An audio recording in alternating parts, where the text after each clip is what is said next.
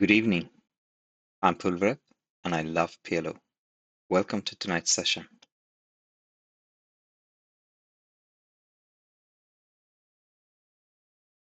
Yesterday, my daughter found a four-leaf clover. I hope some of that luck will rub off.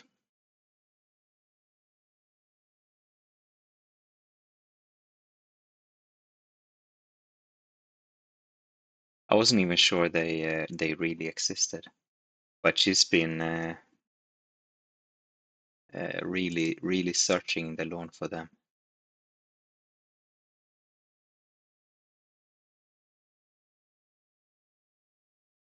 She was so happy when she finally found one.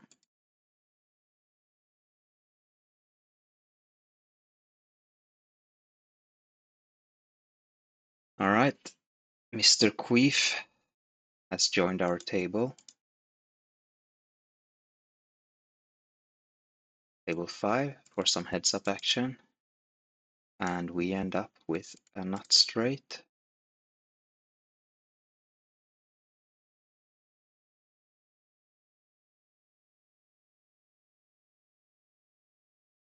I'm gonna check raise here on, or will I? I'm not sure if that's a great idea. Maybe we have a little bit too much value. Well, now it looks like we should have. Maybe I thought about it incorrectly.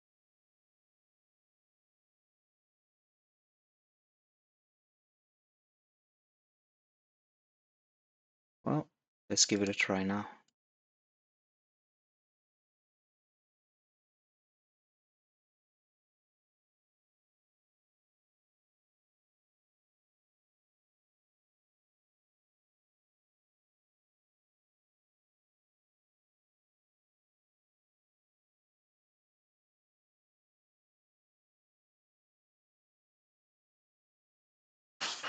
Yeah, I think we could have check raised the flop anyway.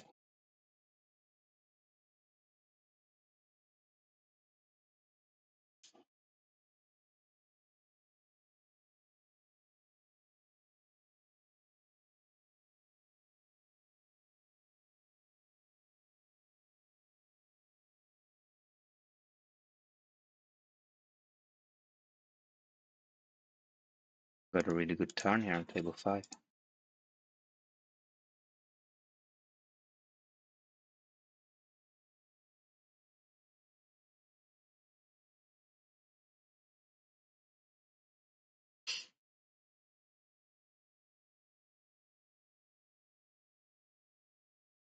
Yeah, okay then.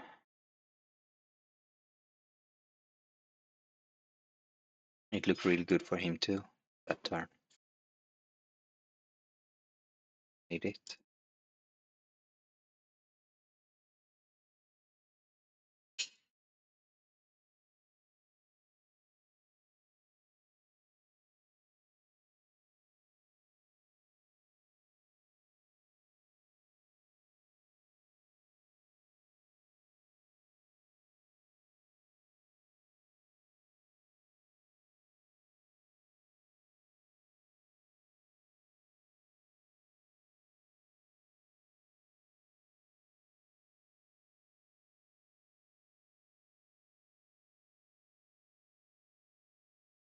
Yeah, I'm gonna make the call. We had 8-9. I would have guessed queen 9 if anything, because we had both 8s. And it didn't feel like the nut straight.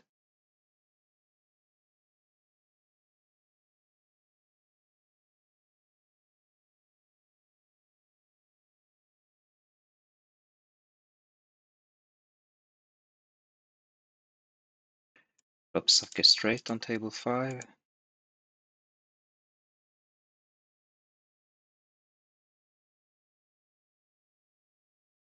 And we got company by Saul Goodman, no less. Wow.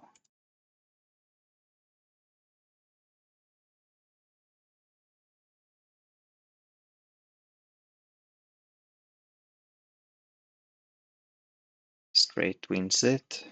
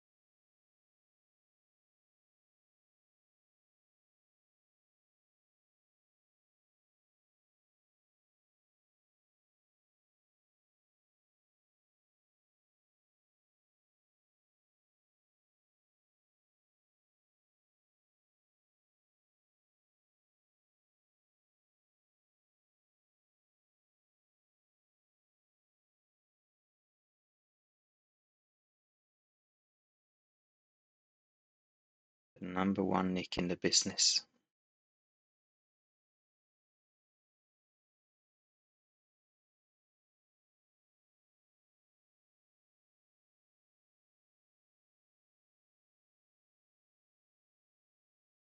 Mm.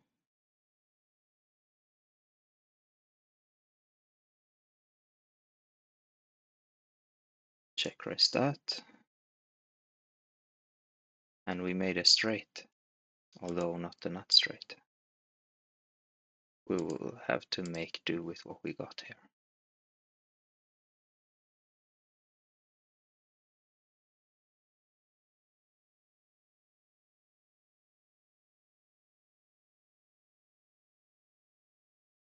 And he full housed the river.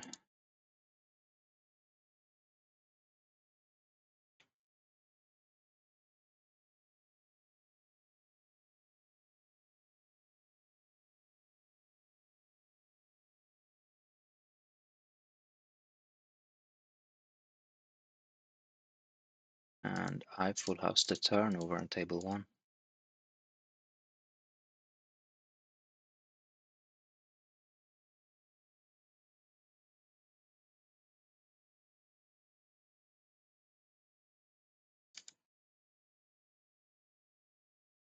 Found a straight. That's not nuts. And now there's full house possibility again. Very reminiscent of the last hand. This time we're out of position. Should we check this down? Yeah, I think so.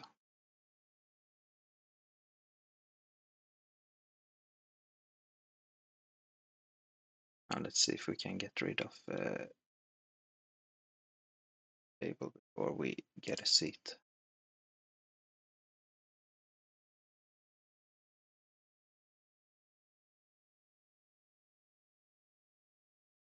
We didn't win the hand we checked down.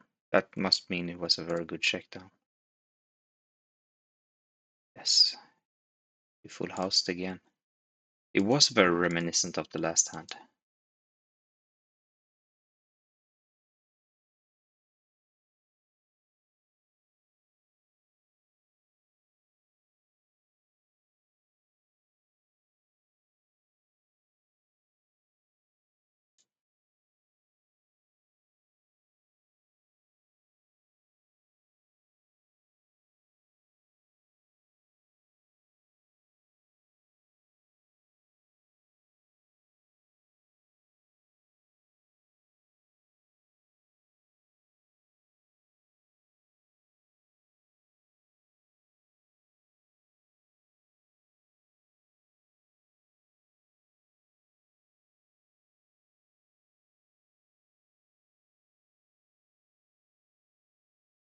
I wonder if that 3 made it for us on table 1.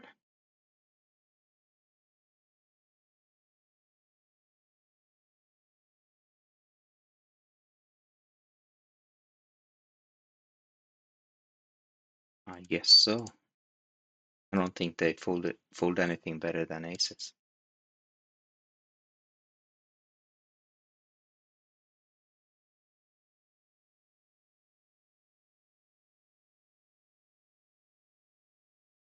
But they may have folded some equity. Some full house outs, some straight outs.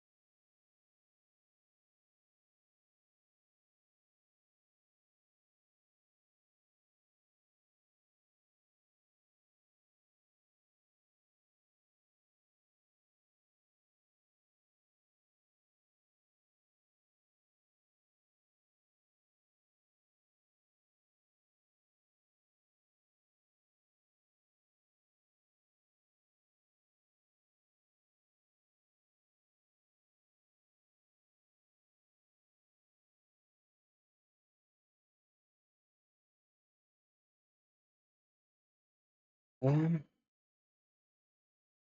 that case. It's not going to be easy to prove on table 5 here. We have blocked us ourselves every which way. Picked up a gut shot now. Still, at this point I feel like we're likely to have the best hand already.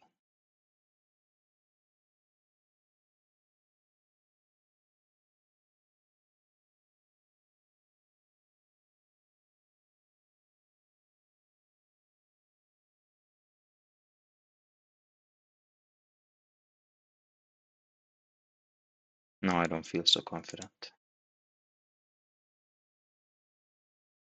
It worked.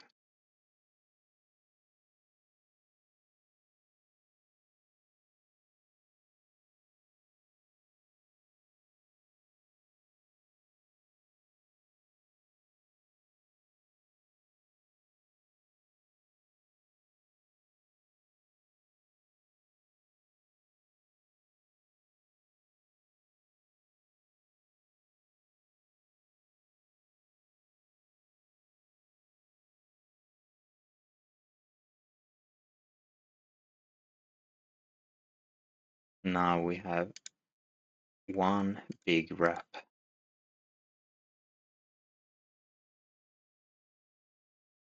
Table 5.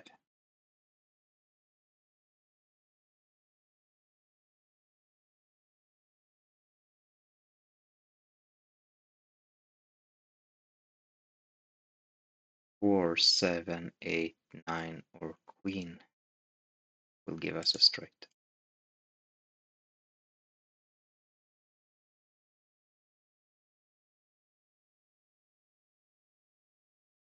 Meanwhile, on table 1, we picked up a gut shot to go with our open ender and a flush draw.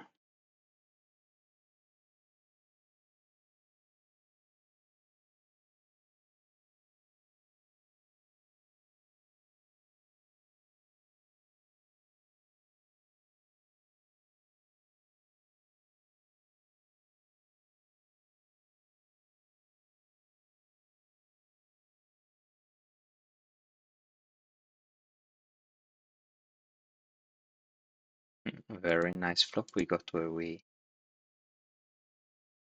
made a, shall we call it borderline, 3-bet. Table 1 here. But we did flop all sorts of straight draws, top 2, and 2 backdoor flushes. And we now have a nut straight with a lot of ways to improve. Bigger straights and some full house outs.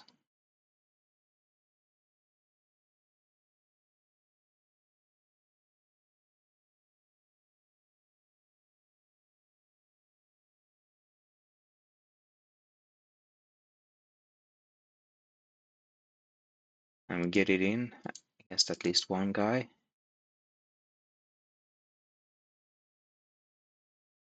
Who's in dire straits.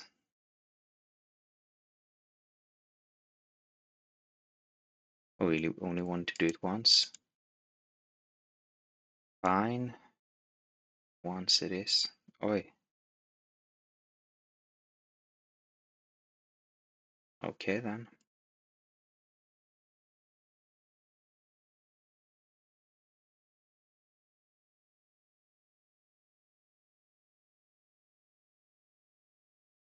Let's squeeze away on table 1 with our ace king king with 2 suits.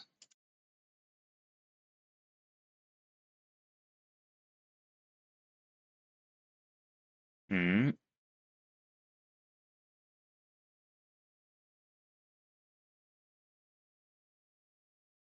We got 4-bet.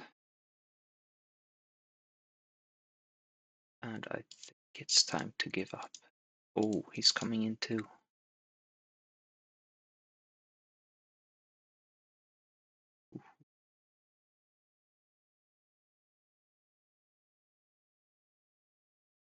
Can we really be that bad 4 ways? that we can give this up. I don't think we can give it up now.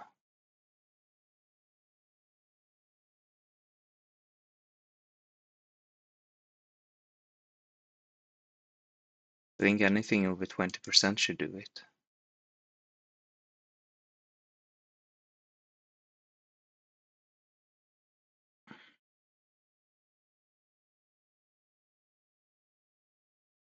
And we have 26.8 four ways. So that's perfectly fine.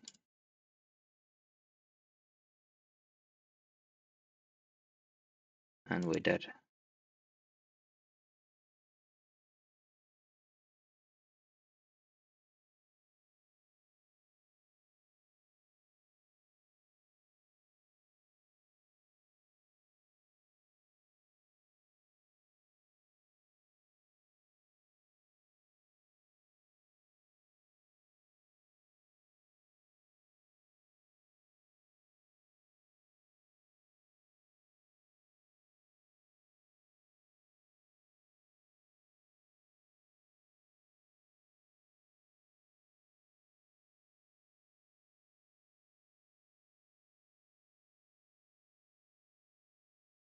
Yeah. The guy with the 4-bet had what we had expected him to have. But with two other, I don't know, somewhat random hands. Not that they're random in that way, but I mean, if he has aces, our hand is still, I think, good enough to never be running so bad with in a 4-way spot. And seeing that we had 17 big blinds in it already,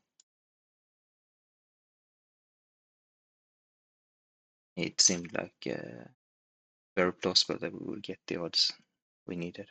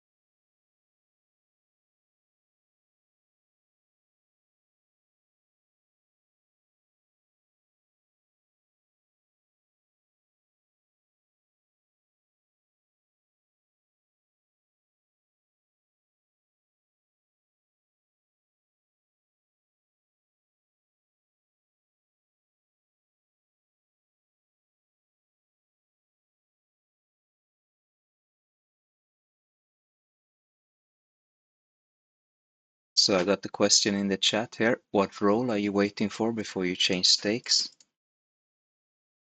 And I started with $100 at PLO 2, which is 50 buy-in. And that's what I've been uh, aiming for, what I'm going to aim for generally when I move up. But for PLO 5, I think the games are quite similar to the PLO 2 games, and I've been having a pretty good EV BB100 here. So I feel okay with just for the big blind. So I think at 200,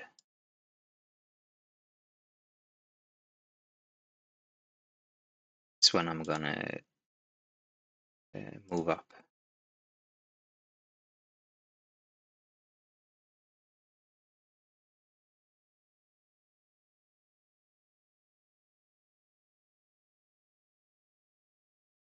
Cheers to us on table 5, winning 3.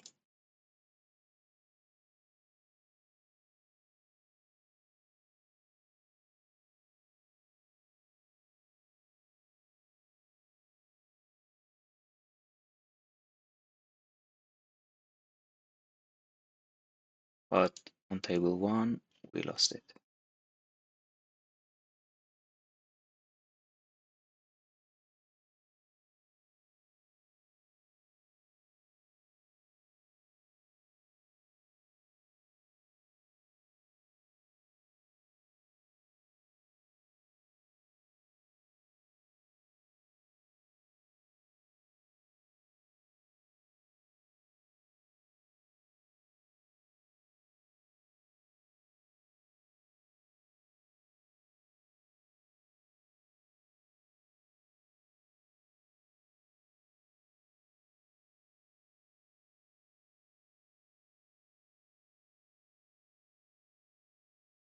Uh,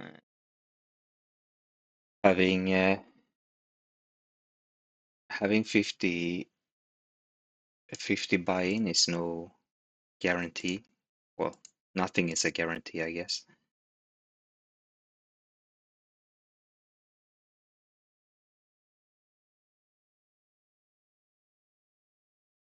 But I think it's got to be in relation to what you're expecting your EV to be at the level.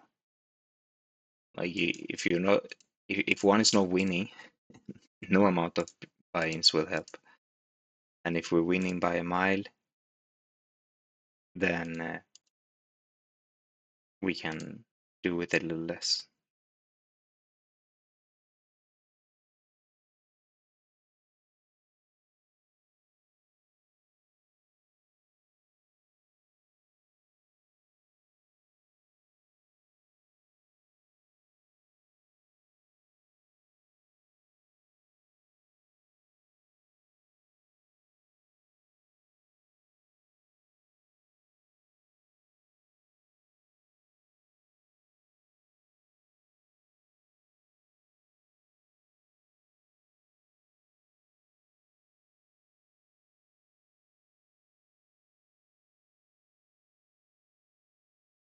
What bankroll management are you using yourself?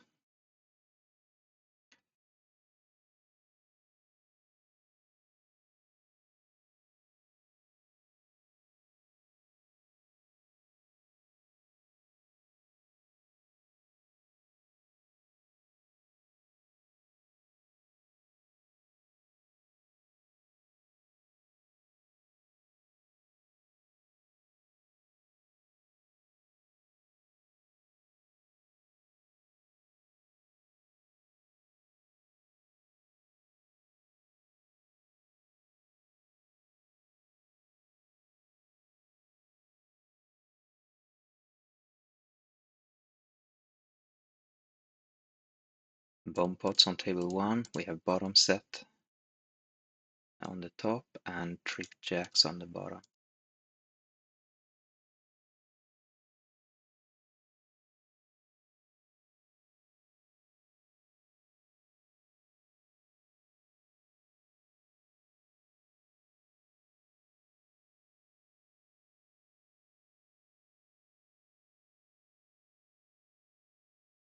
this call. Flush and a full house.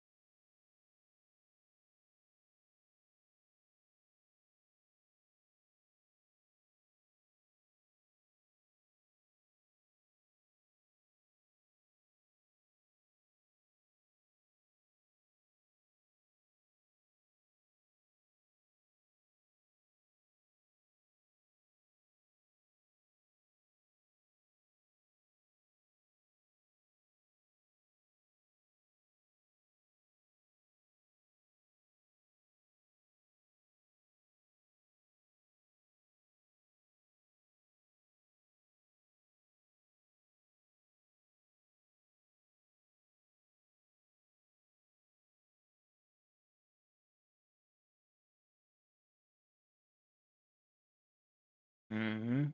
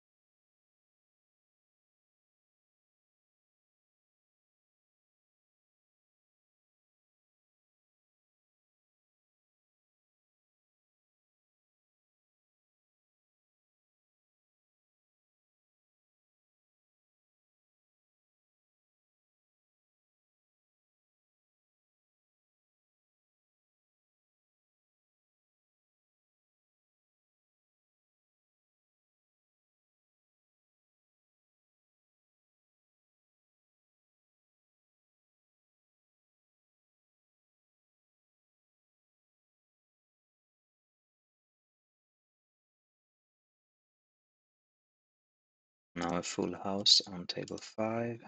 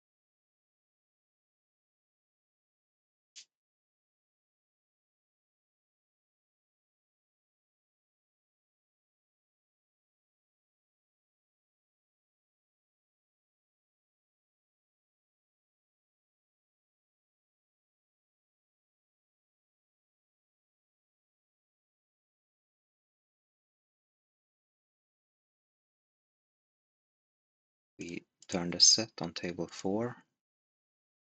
Straight also possible, but we have the set plus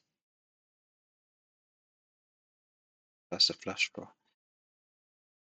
Actually, there was a straight possible already on the flop, but now another one.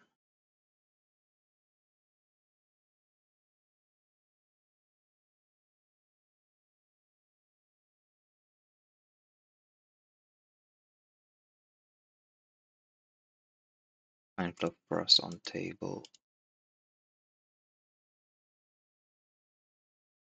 on table 5.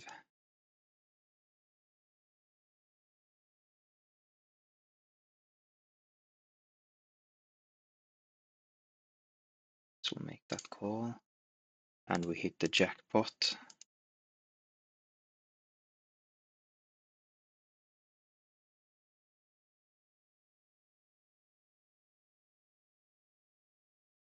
On table 1.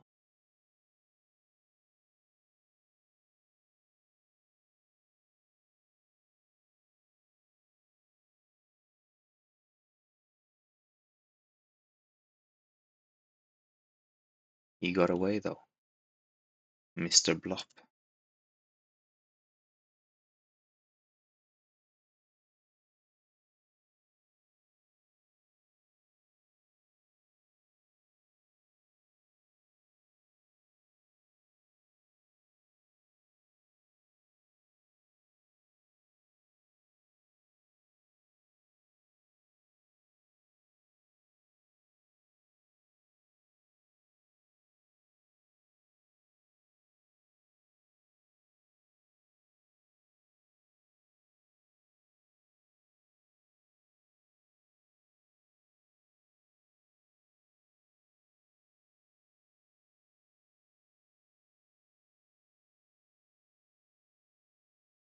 Now we have some fine straight blockers on table 5.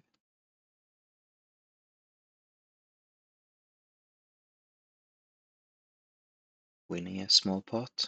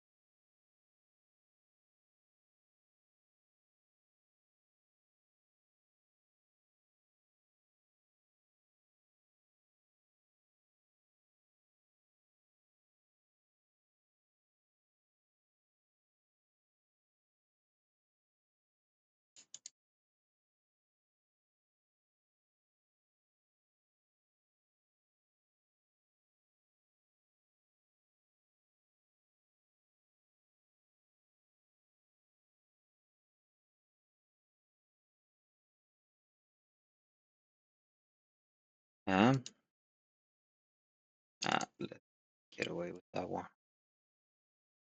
He seems to be a frequent 3-better.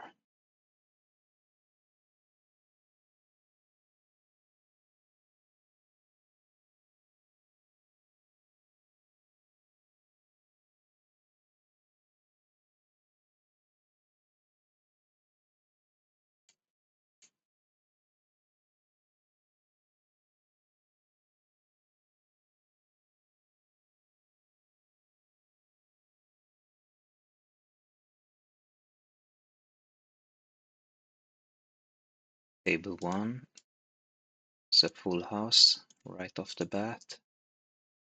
This frog guy.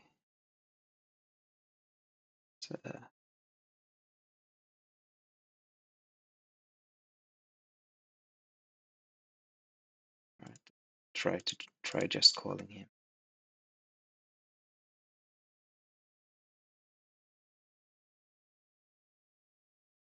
We got overcalled by this gather guy.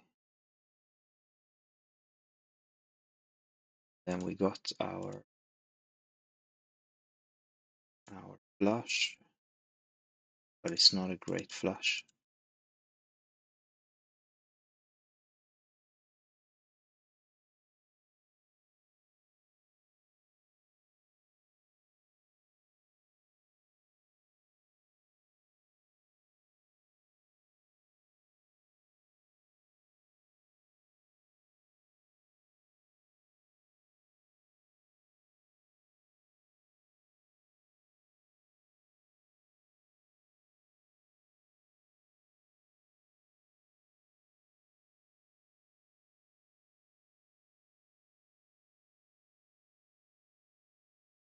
I'm trying to use the PokerIntel HUD, the yeah, the in-app HUD here,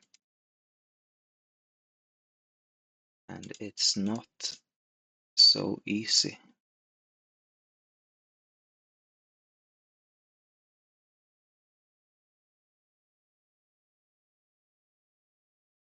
Since I'm not used to it, and also it's kind of hard to know what we get to see in it.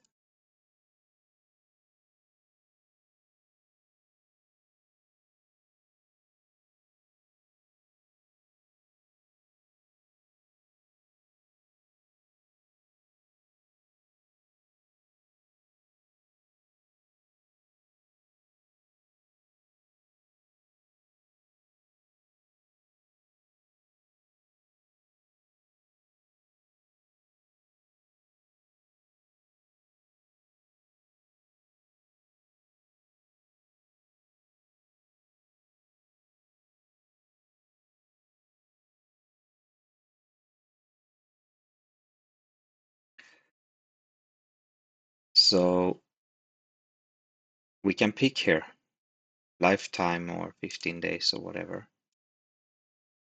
but we don't know how much they have played, because there's nowhere it says how many hands it's based on. I don't know if lifetime mean I get all their hands they've played on CoinPoker, all the hands since the update, or only all the hands that I've been involved in. Like, do I get to see stats from hands I haven't played against him or not? Do I get to see stats from if he's been playing Texas? Is that mixed in? If he's been playing higher or lower? Of course, there's no lower stake than this. But, you know, if you're playing higher, you gotta wonder, are there also stats from lower stakes mixed in, or even play money? Are there hands from 4 card, 5 card, 6 card?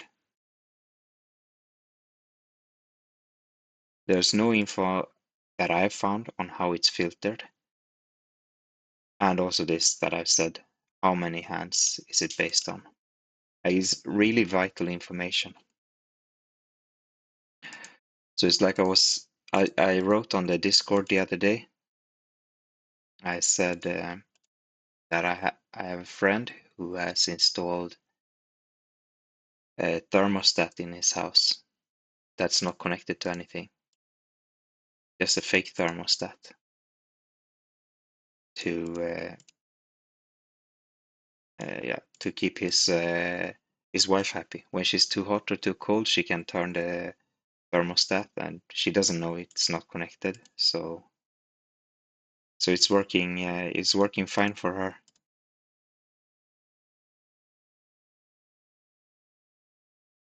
And that's a little bit how I feel about this PokerIntel. I feel like my friend's wife with her thermostat. I get to look at this. I'm not sure if it actually means anything, or it means something, but what? With Drive HUD before they banned that, I made that mistake quite a few times. That I saw the numbers and I made a decision, and then after I realized that, oh, I only had 20 hands on this guy, and this number it takes a while to converge.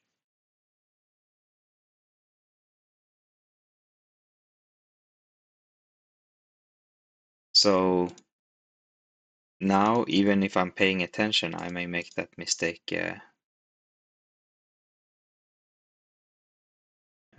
quite often. Well, it's not even being a mistake, but I'm more being tricked by this thermostat type HUD. I mean, it's nice enough. It has. I like to have more numbers in mind, but these numbers are fine. I just need to know where they're coming from. What are they based on?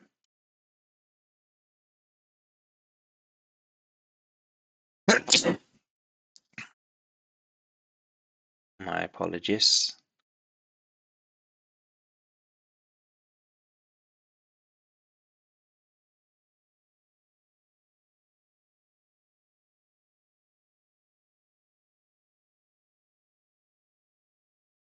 We got it. I think we should give this up.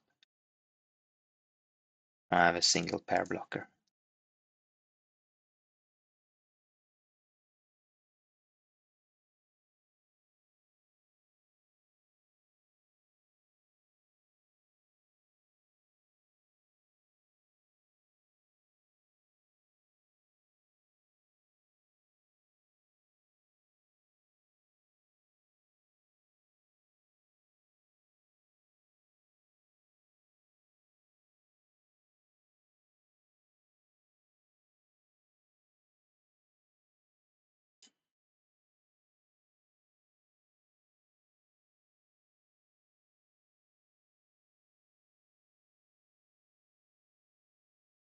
All right, let's make the call.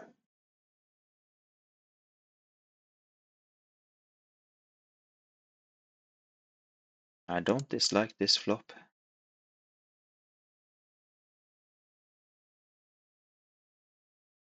Can't look great. Well, I guess it did. Or maybe he was just very eager to get his hands in, his money in. Well, we had two gut shots, and I thought it uh, would look a little, uh, wouldn't look too nice to the three better. But I guess I was wrong. Or maybe he just saw straight through me.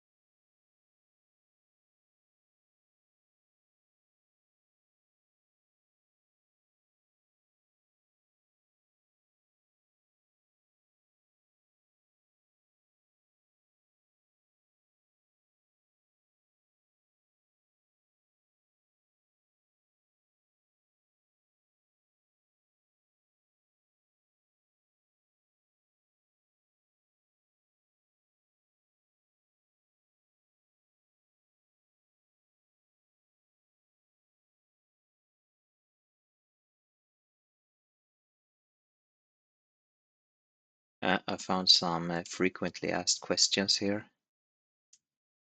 but they don't answer much about the HUD at all.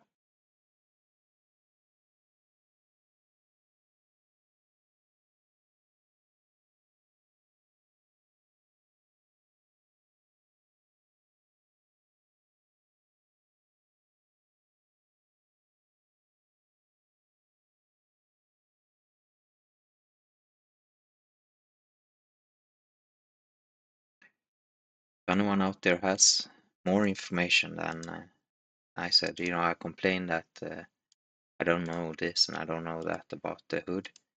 Maybe there is information out there that I just missed. So if you have this information, please share.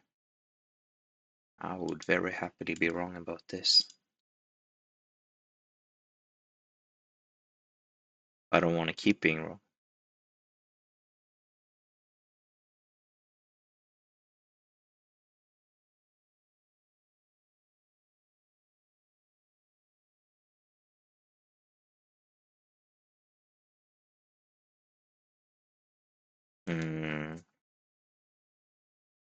I kind of regret this call here on the turn on table 4.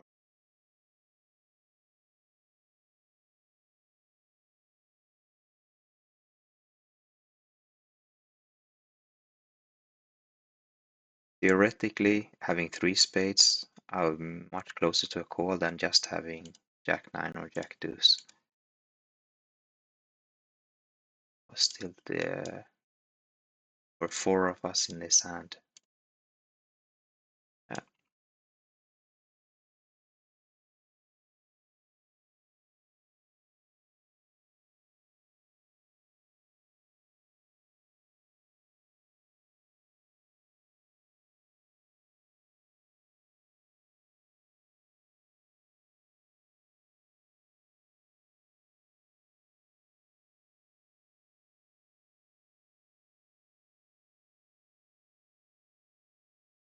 Oi, that was some sort of a race.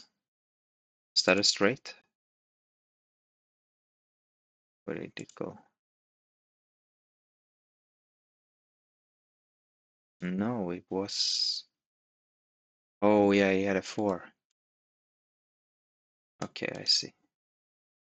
But just a 4.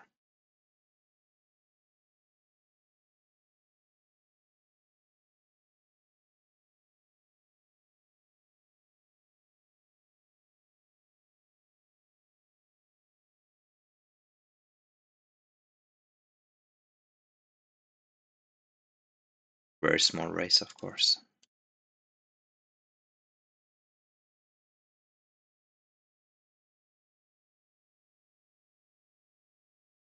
Going for a check raise on table 4 here. That worked splendidly.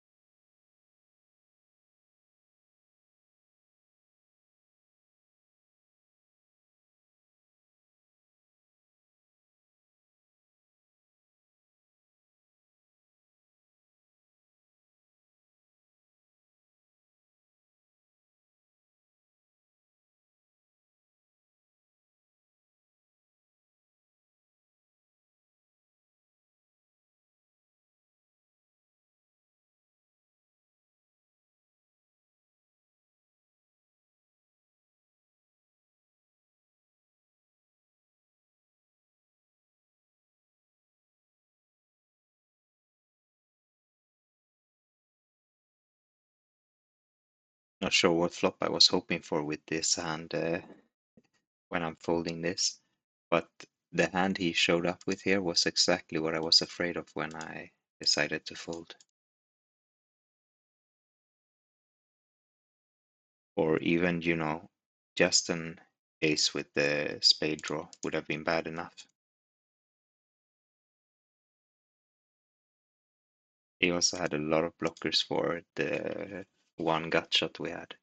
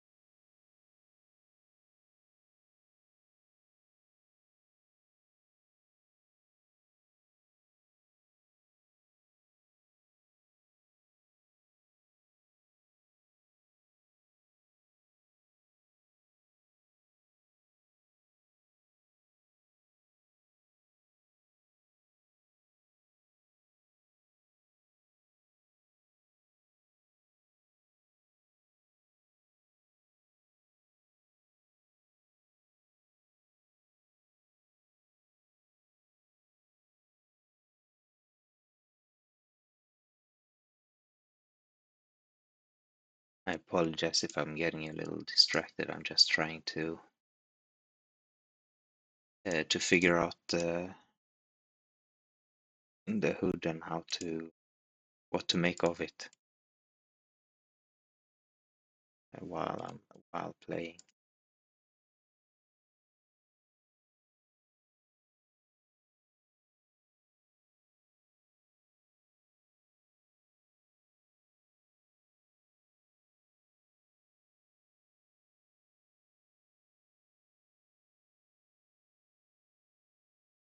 A guy like this went to showdown and won dollars at showdown,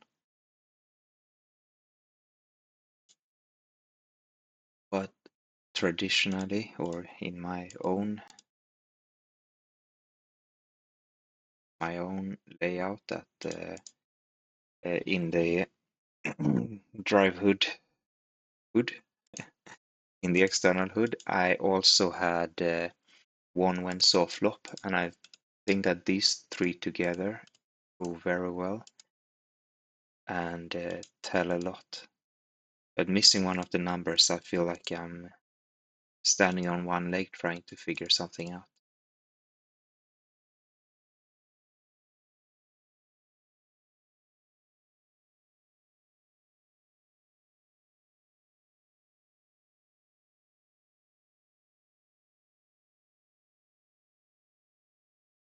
So we have went to showdown. This first number here went to showdown. This guy has 40%, and then won at showdown 53% for this electric guy.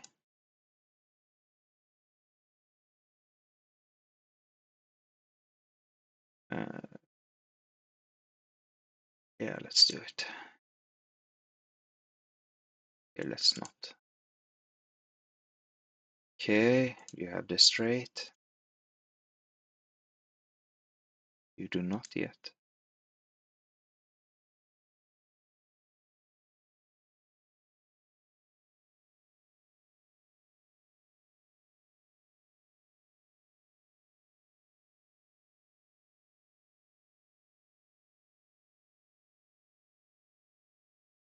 So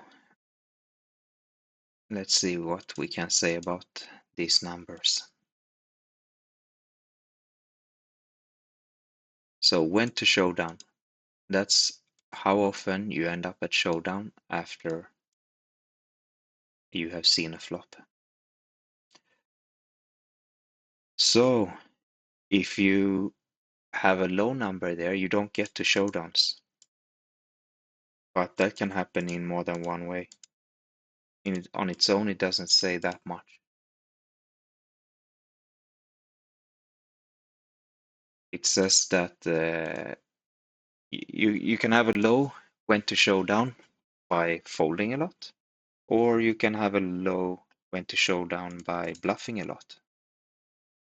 Right? In one way or the other, the hands end before showdown.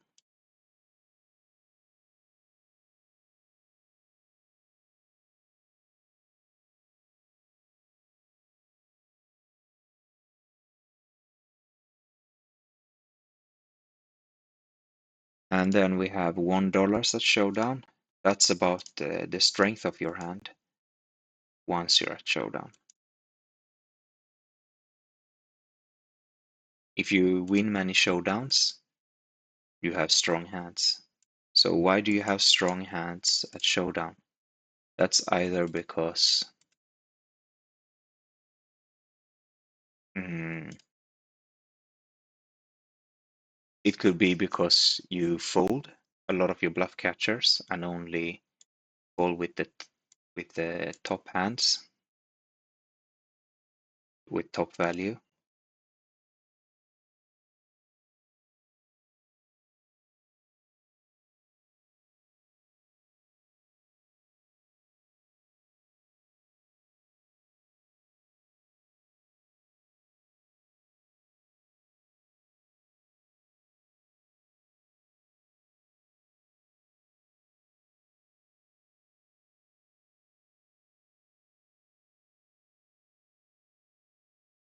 Or it can be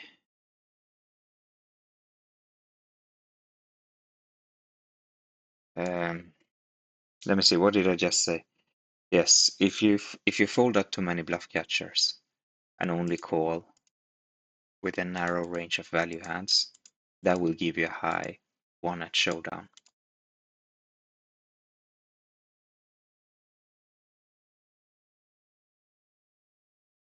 Ouch.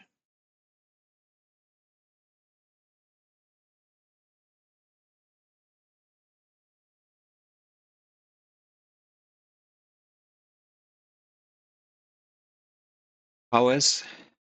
Uh, so you also get high one at showdown if you don't take your bad hands there passively. So if you do bluff when you don't have any value at all, if you bluff those hands a lot, you also may have them less at showdown. Like as opposed to if you check them down, if you check down the lousy hands without value, then you end up with bad hands in showdown and you get a low number there.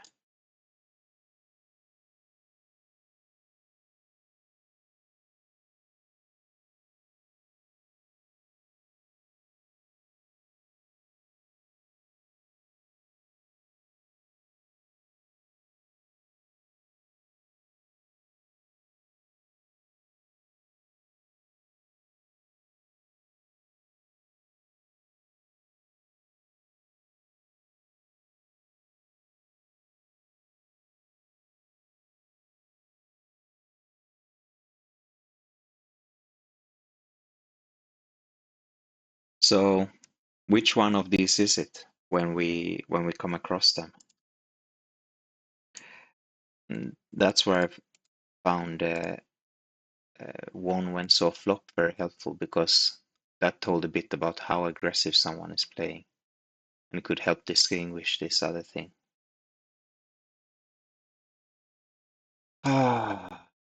Is this a horrible call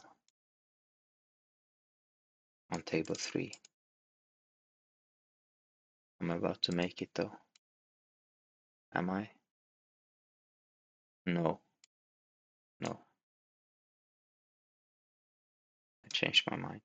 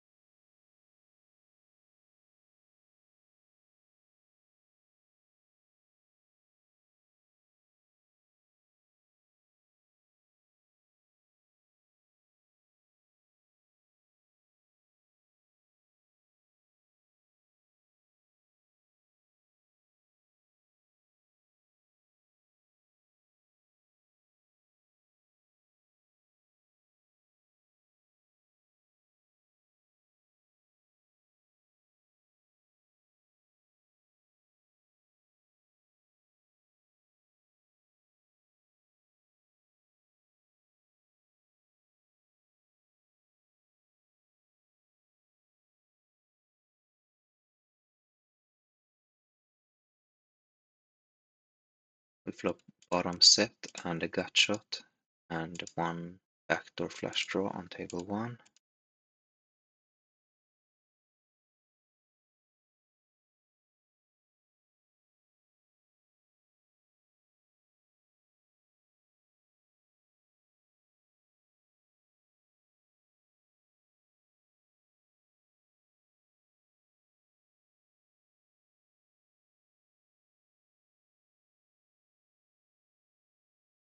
Now a straight draw to which we have a blocker hit.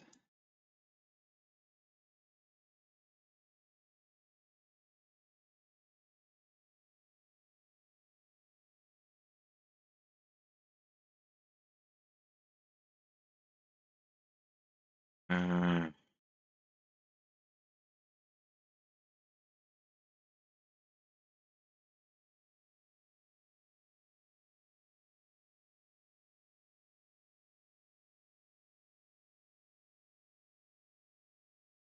let's go there.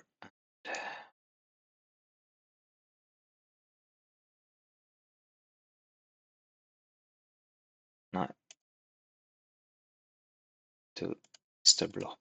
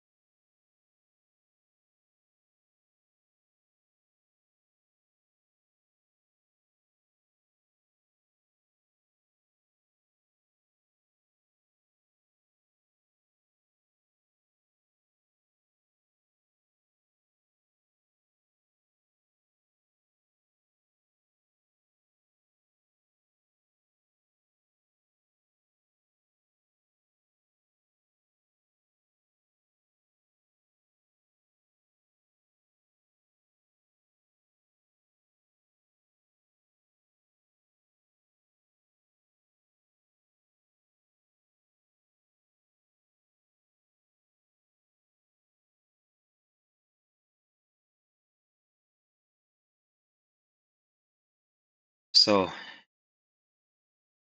we look at this L Blop guy.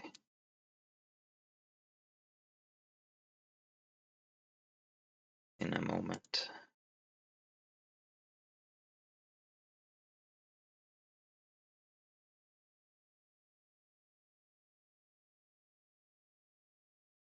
First of all, he's playing half the hands. That's this VPIP, 49%, and he's pre-flop raiser very rarely.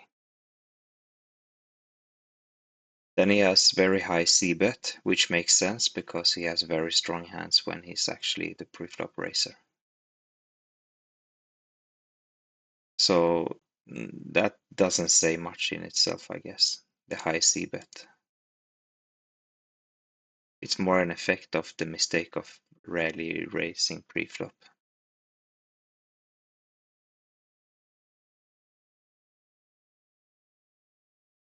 And then he's ending up at showdown 35%, which is a little high.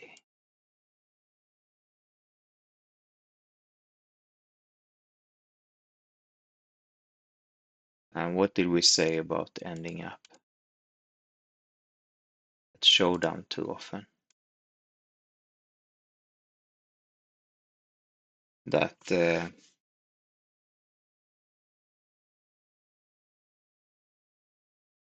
not calling enough, it can be not calling enough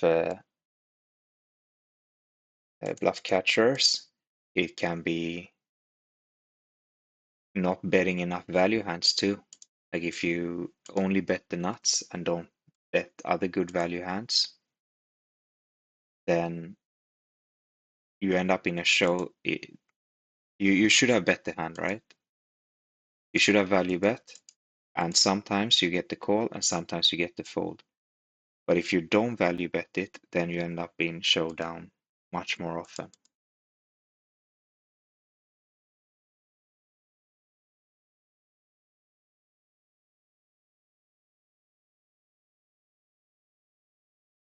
Oh, the other thing I said about bluff catcher is about winning at showdown. Sorry, that was a mistake on my part.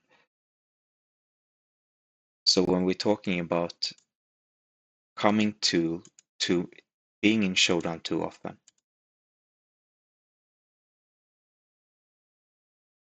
it's either about calling too much, so the opposite of what I said. You're either calling too much or you're not betting enough, or both.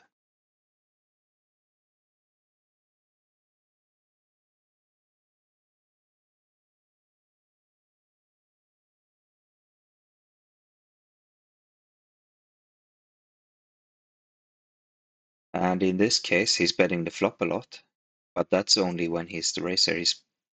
This down here is not only for when he's the pre-flop raiser, so this doesn't really play into it that much.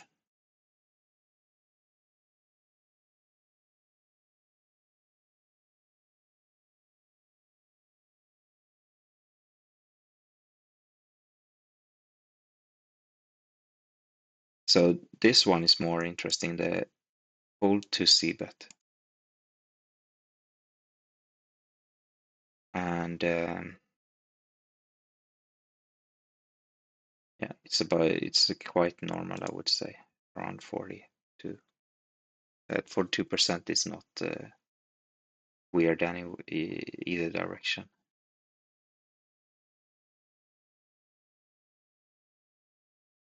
But that's on the flop, right? Yes. So it's just the flop stat. Doesn't say anything about the rest of the hand.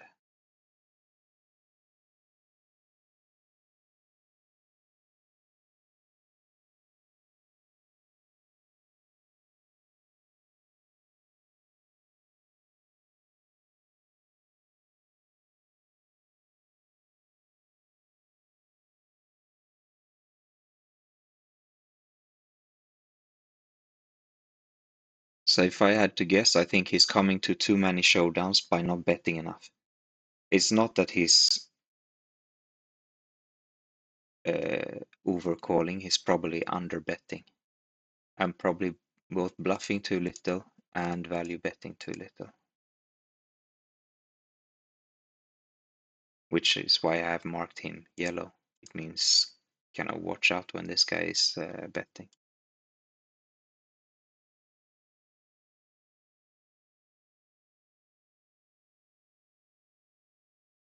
And that's how I use yellow. And then he's winning at showdown a little bit too often.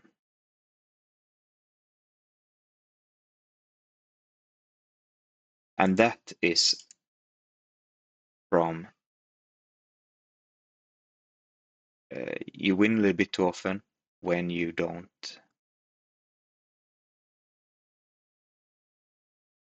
value. That's the same thing. You take your value there too often, and you fold out a little bit too many a little bit too many bluff catchers. But you also get a high number there if you are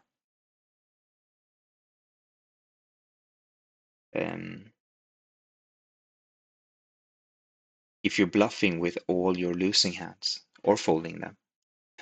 But if you're bluffing in position, if you're in position on the river and you have a chance to either check it down and lose or bluff, then the bluff there will give you a higher number. But if you're out of position, then it's not as clear cut, because if you have, let's say I have a hand with really bad value that will never win the pot and you're out of position on the river.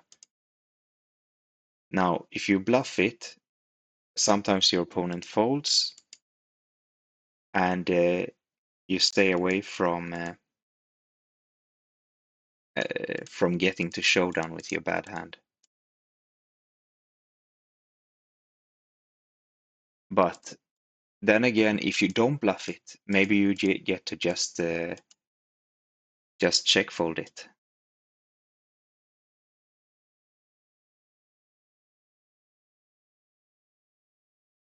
Which would be even better, I guess, for keeping that stat low.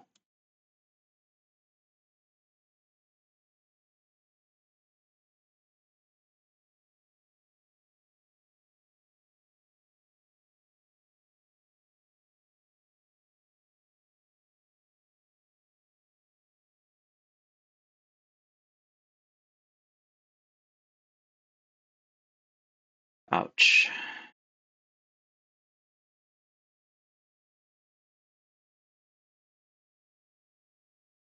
I thought this straight here wasn't a thing.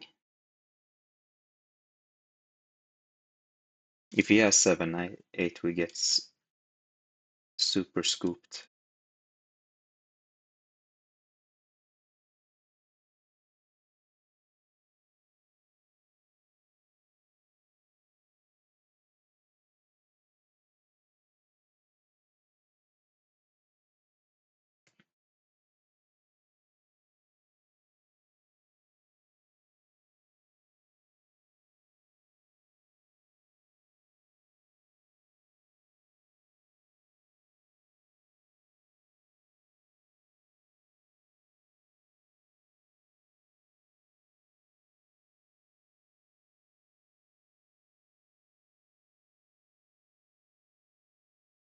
So in the end, why do we think that El Blop is coming to a little bit too many rivers? No. Why do we think he's winning a little bit too many showdowns? I think it's a combination of maybe folding out a little bit too many bluff catchers, but mostly that he's not betting a lot with his value. Would be my guess.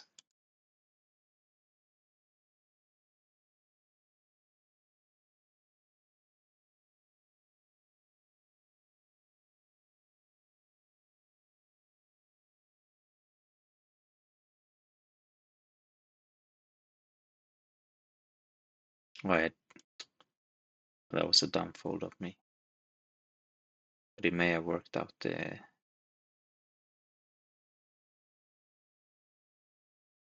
our favor.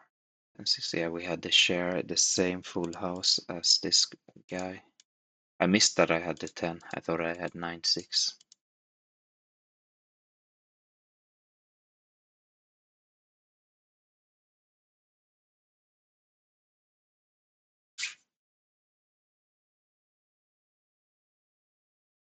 Yeah, anyway, I'm sorry if I'm not making a lot of sense, but these numbers are very tricky. Each of them mean can mean several different things. And it's just a bit hard to keep track of. And together they mean a bit more than on their own. But as I started by saying, if they're also combined with one when soft flop, then we can really make some conclusions from it. But I'm not even gonna try to explain the conclusions I draw from that, because I really talked myself into a stupor by by just talking about those two. I would do a little bit better if I wasn't playing at the same time.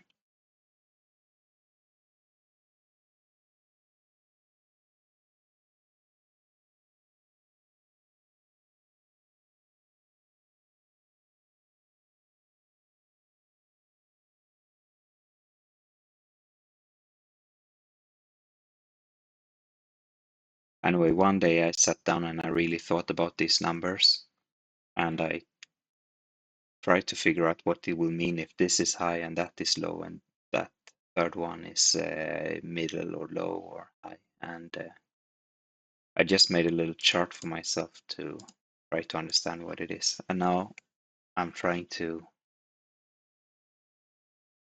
do this similar thing, but with a little bit less information, since I only have two of the numbers. But I should really think about it between sessions instead of trying to do it at the same time as I'm playing.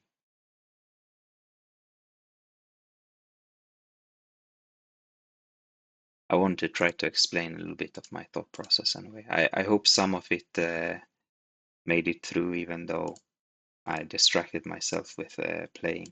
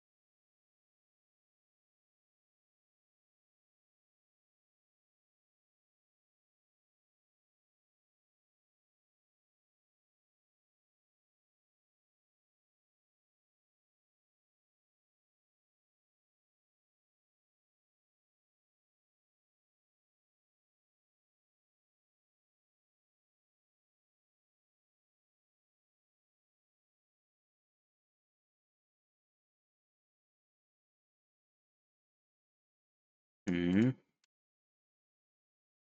Is this a good time for a big bluff? Yes, I think it is. Oh, it was not.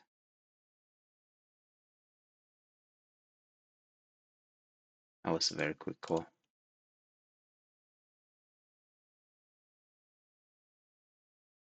So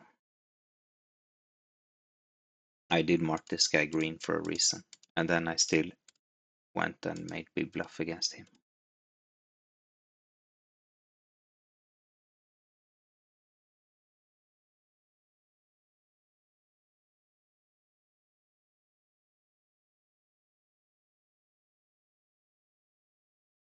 Yeah, intelligence hasn't bothered me too much today. I hope it will make a bigger impact on my life tomorrow. I mean, intelligence.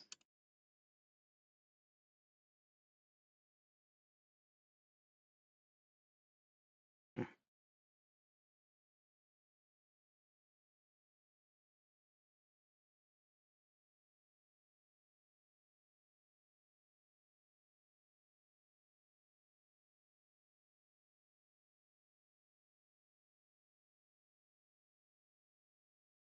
Yeah, I guess we call this with our bad full house.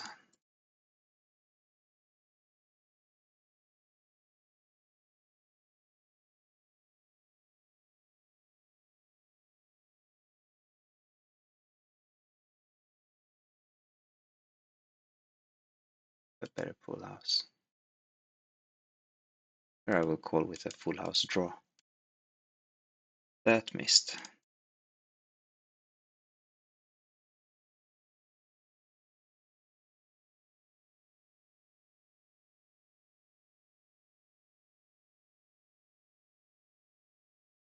I wonder if we can make this call.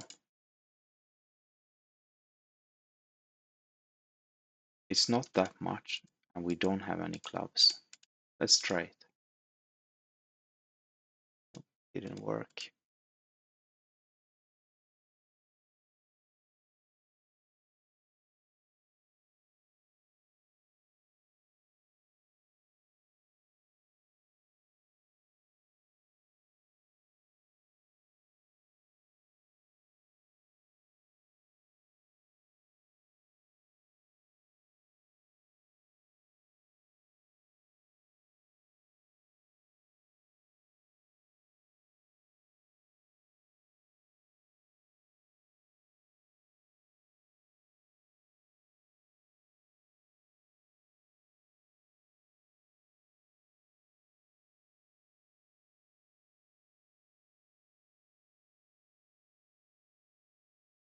Okay.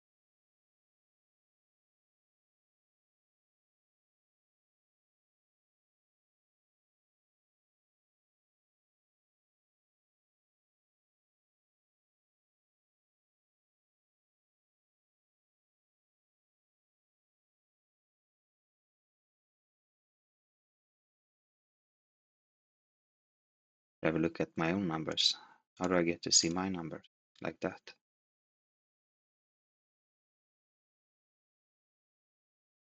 Mm,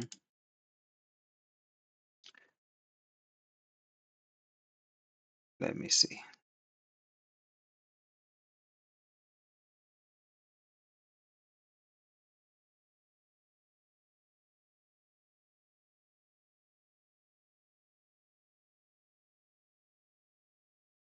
Yeah, I would say I play maybe a little bit too many hands, a little bit high C bet.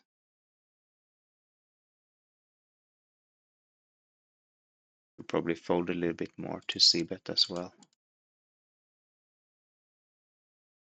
But those two numbers we were talking about before, 32, 51, I think, yeah, that's all right.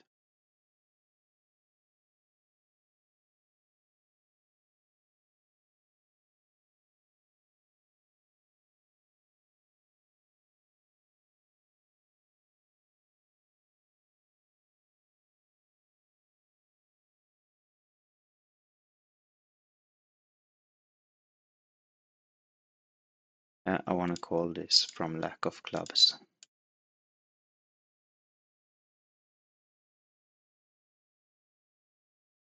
Okay, we were right one time.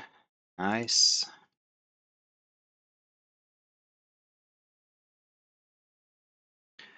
So he went check call on the flop. And then when the turn came with, it filled the straight and gave a club, he bet half pot.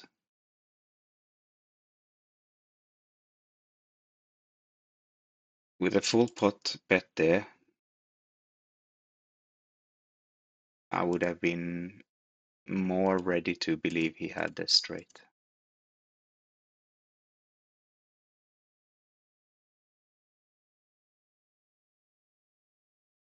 Oh, mega splash coming up on table 3.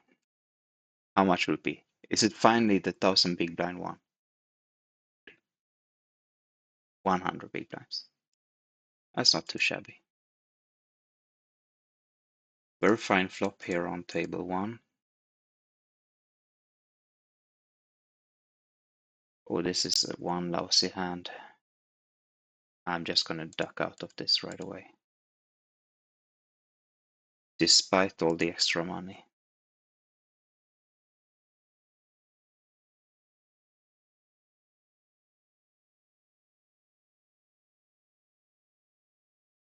We flop a flush.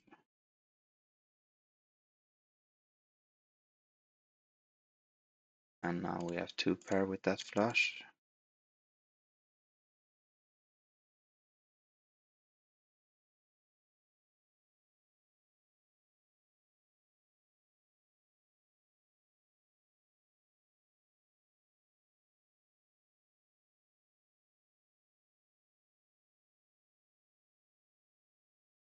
Yeah, let's give this one to flop.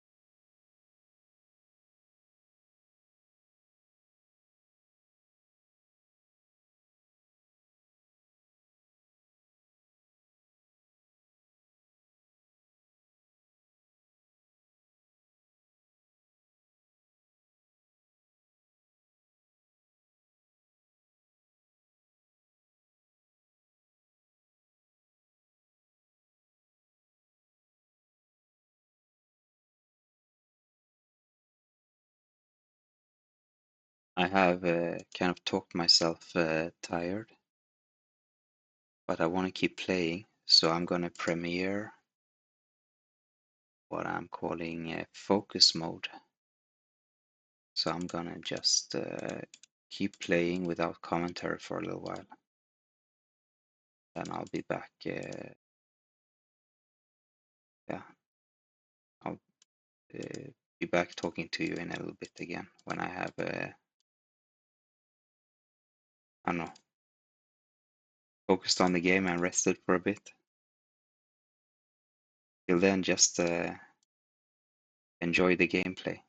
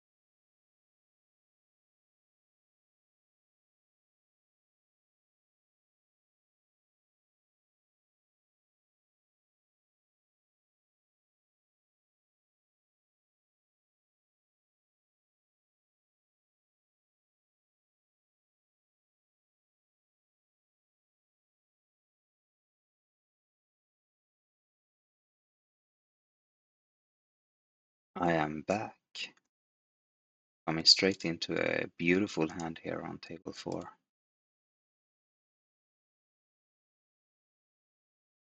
I noticed when the leaderboard concluded that Pinchy won it. Pinchy is one of my favorite fun players. Oh, an ace over there. I wonder if they have any purpose with showing his hands. Yeah, anyway, I played a bit against Pinchy and he's a lot of fun to play with. But I haven't seen him today. Actually, I haven't seen him in a few days at all. But now he won the coin race. But the coin race is joint for PLO 2 and PLO 5. So I hope that means that we will find him at PLO 5 when we hopefully soon will move over there. We flop not straight on table 4.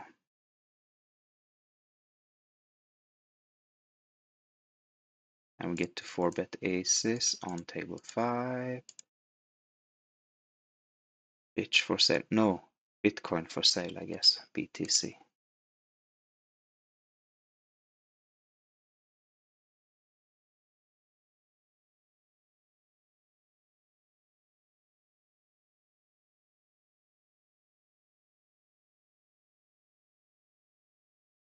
The first one, looking very good for the second one.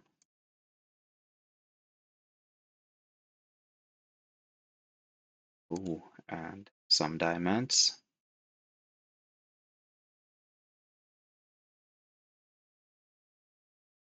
We won all 3.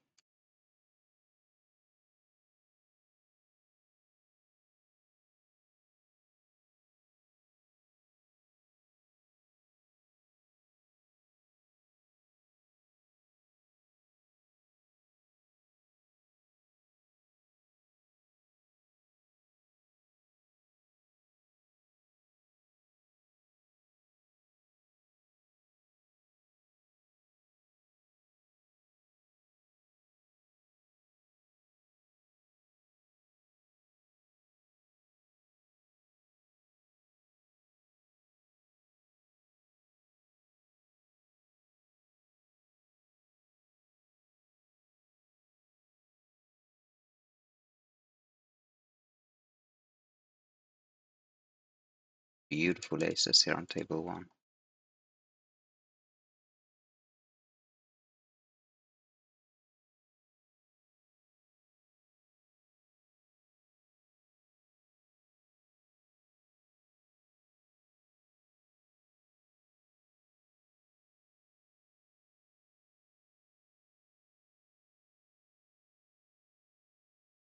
We flop a nice straight with our beautiful aces.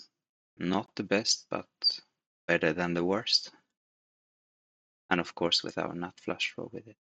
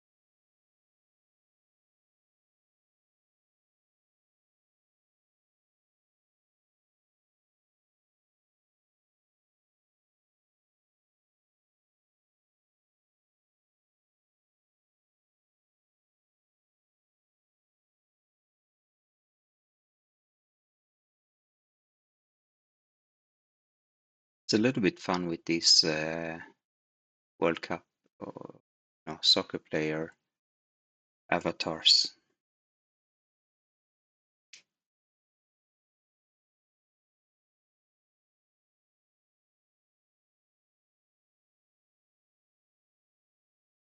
Hmm.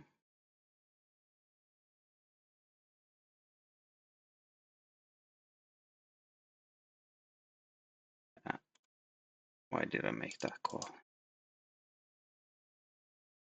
Only serves to put myself in trouble.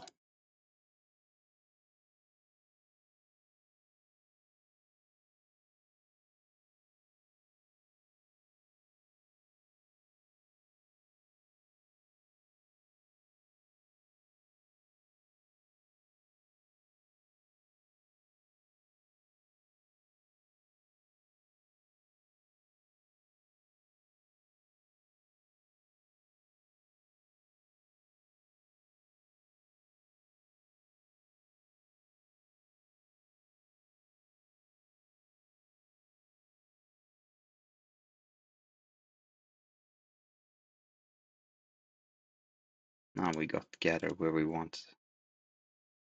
See.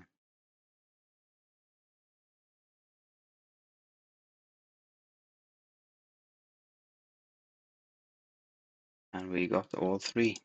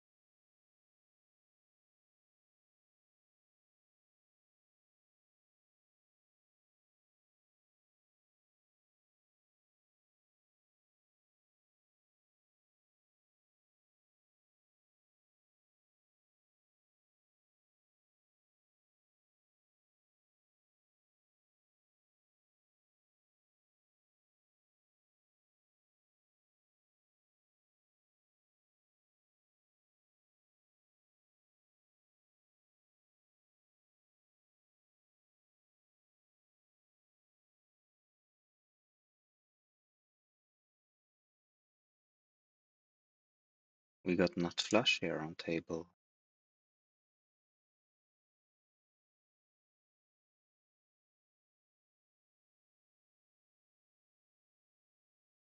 And a very quick fold.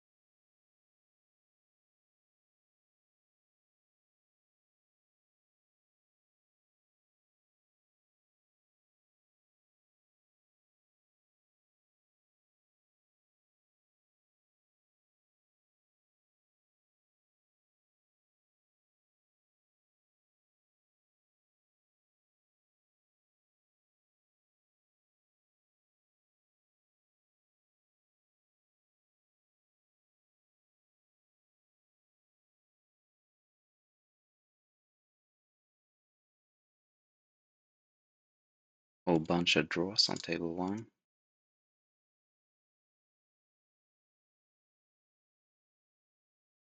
Offset on table 5.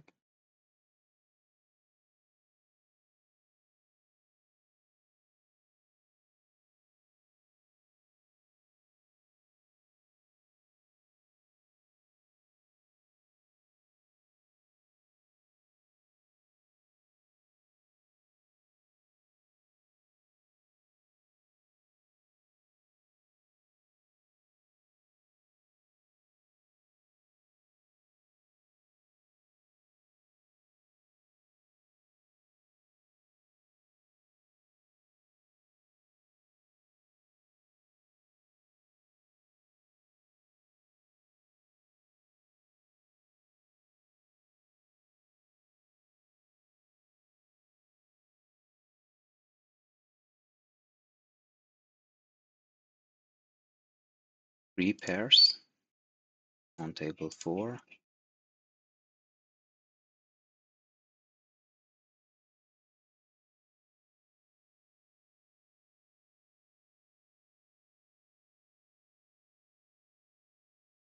Yeah, let's go.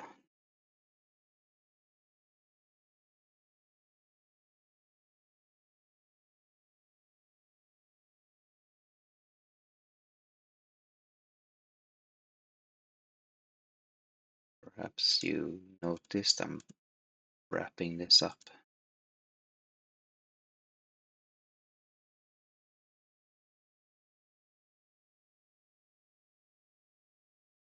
and try and spend a little time just looking at other people's stats here, see if I can mark a few of them up. It's quite distracting trying to do it while playing, although I know I will keep doing that too. I cannot help myself.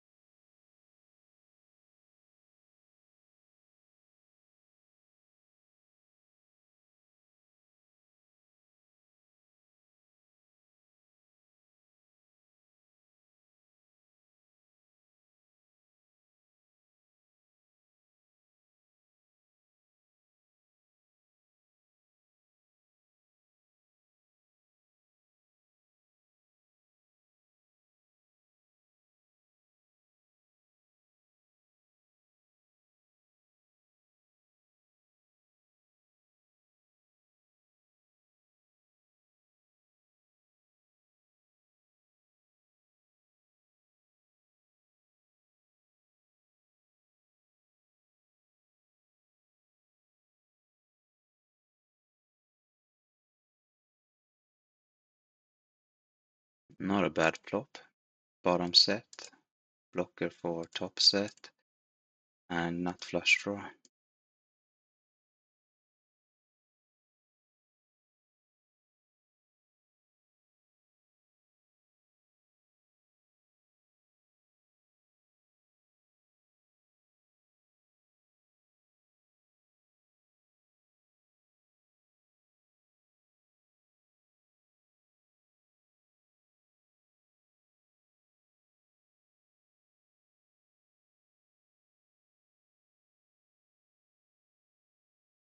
And nut flush it is.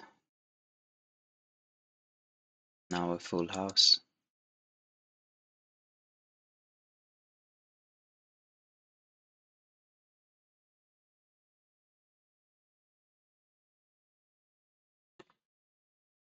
All right. That was it for today. Thank you for watching, and I will see you again soon. I'm Pulvret, and I love PLO. Peace out.